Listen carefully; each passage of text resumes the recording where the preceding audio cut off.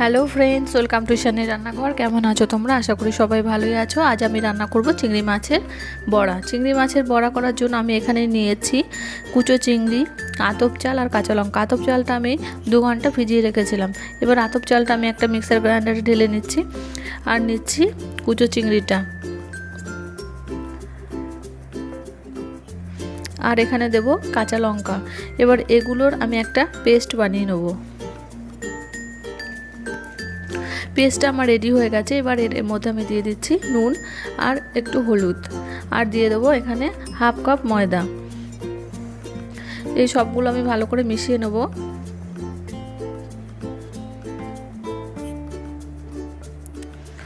ব্যাটারটা আমার রেডি হয়ে গেছে। এবার আমি বড়াগুলোকে ভেজে নিচ্ছি।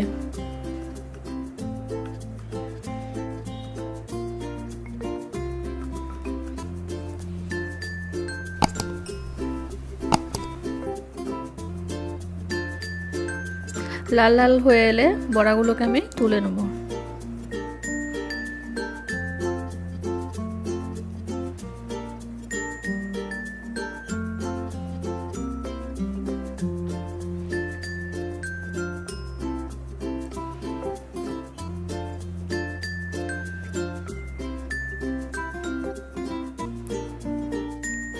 গরম ভাতের সঙ্গে চিংড়ি মাছের বড়া খুবই ভালো লাগে খেতে। আপনারা বাড়িতে ট্রাই করবেন আর কেমন লাগলো আমাকে জানাবেন। আমার রান্নাটা যদি আপনাদের ভালো লাগে আমার ভিডিওটাতে একটা লাইক দেবেন, আমার চ্যানেলটা সাবস্ক্রাইব করবেন। আর অসংখ্য ধন্যবাদ আপনাদের আমার ভিডিওটা দেখার জন্য।